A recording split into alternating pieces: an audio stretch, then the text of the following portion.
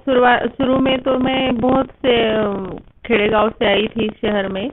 2003 में जब मैं शहर में आई तो मेरे को कुछ इतना कुछ पढ़ाई भी ज़्यादा नहीं थी और कुछ ज़्यादा नॉलेज भी नहीं था, मतलब मालूमात भी नहीं थी। तो फिर मैंने क्या किया, वो कुछ कोर्स किए, खुद पढ़ना चाहा, जैसे कि ब्यूटी पार्लर वगैरह, सिवन क्लास, और जो छोटे छोटे बुनाई कटाई के क्लासेस रहते मैंने खुद किए। और मेरे को पढ़ाई में बहुत सारी दिलचस्पी थी, मतलब मैं पढ़ना बहुत अच्छा लगता था। तो मैंने मुक्त विद्यापीठ में एडमिशन भी लिया और वहाँ से मैंने ग्रेजुएशन किया। ग्रेजुएट होने के बाद मुक्त विद्यापीठ में ही मैं एमए हो गई। एमए मराठी एमए कंप्लीट करने के बाद मैंने डॉक्टर बाफना के पास पुणे में एक एक्यूप्रेशर का कोर्स किया और नेचुरोपैथी किया। मेरे को पढ़ाई में दिलचस्पी होने के वजह से मैं अलग अलग किताबें पढ़ते रहती थी, जैसे कि पेपर पढ़ना, किताबें पढ़ना, तो उससे भी मेरे को बहुत सारा नॉलेज मिला। और 2009 में मैंने थोड़ी परिस्थिति घर की थोड़ी सी बिकट थी, तो मैंने क्लासेस स्टार्ट किए अपने खुद के। उसमें मैंने सिवन क्लास, ब्यूटी पार्लर और फैशन डिजाइनिंग के वगैरह क्लासेस शुरू किए, महिलाओं के लिए टू व्हीलर क्लास वगैरह।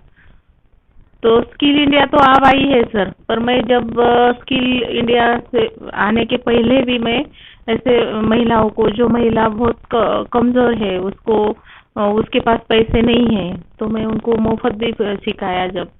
और कोई देने जैसी है उनको भी, अगर बहुत कम से कम फीस में मैंने क्लासेस शुरू किए थे।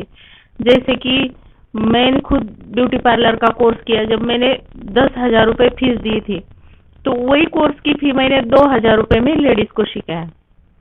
तो लेडीज को कम पैसे में ये कोर्स मिले तो बहुत सारा रिस्पांस मेरे को मिला, और उसमें से महिलाओं को रोजगार भी मिला। स्किल डेवलपमेंट तो अभी 2014-15 में आया, उससे उससे भी पहले हम 2008-9 से ये कोर्सेज चला रहे।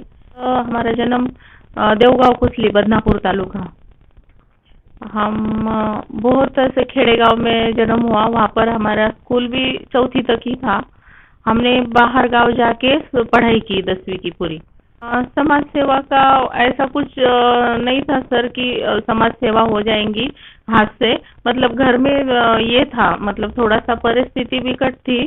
मम्मी पापा ने शादी करने के बाद इधर जो सिटी में जो बोला था कि वाह बहुत अच्छा है सिटी का वातावरण वगैरह, बहुत सब बातें पूरक रहती है सिटी में शादी करने के बाद, ऐसा तो कुछ भी हुआ नहीं था। शादी होने के बाद थोड़ा सा आर्थिक अड़चन बहुत आती थी, तो इसीलिए क्या क्या सामाजिक काम? सर सामाजिक काम मैंने महिला बचत गट स्थापन किए, और उसमें से महिलाओं को कर्जा वगैरह दे के उनको उद्योग व्यवसाय शुरू कर दिए। जैसे कि कोई लेडीज ने 10-20 हजार रुपए गट में से लिए, तो उनको टेलरिंग का, ब्यूटी पार्लर का, उनका उनका खुद का व्यवसाय शुरू किया। बचत गट खोलकर महिलाओं को रोजगार दिया है।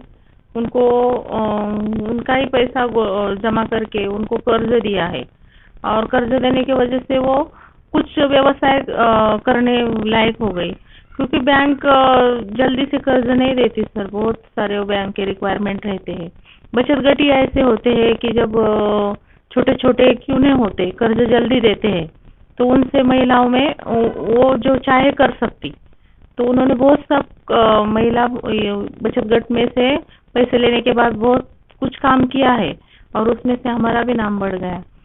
लॉकडाउन में सर हमने जो घाटी में पेशेंट वगैरह थे ना, वो विवाह के और से उनको है ना चाय नाश्ता फरार पहुंचाया, और जो पुलिस प्रशासक वगैरह थे उनको भी हमारी संस्था की ओर से कुछ फल नाश्ता वगैरह बच्चे देने का काम करते थे।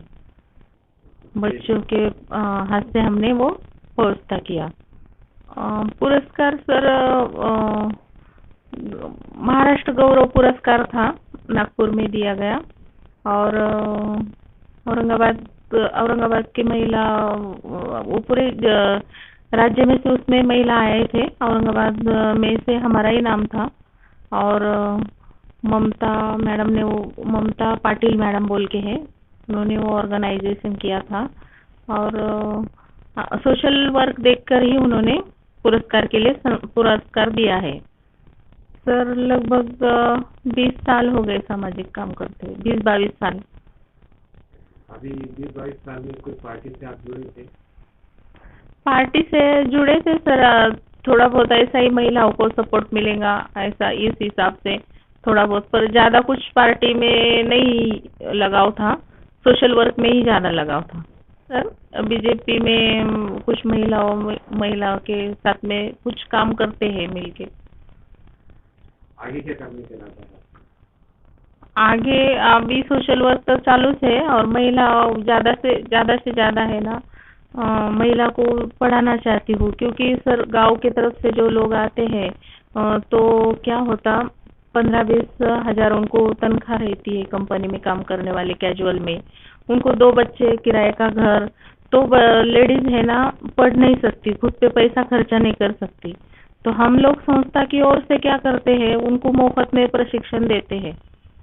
उनको मुफ्त में प्रशिक्षण देने की वजह से वो घर को हाथ बाहर लगा सकती, कम पैसे में उनको प्रशिक्षण देना मुफ्त में दे तो बिल भी नहीं निकलते सर स्किल इंडिया के।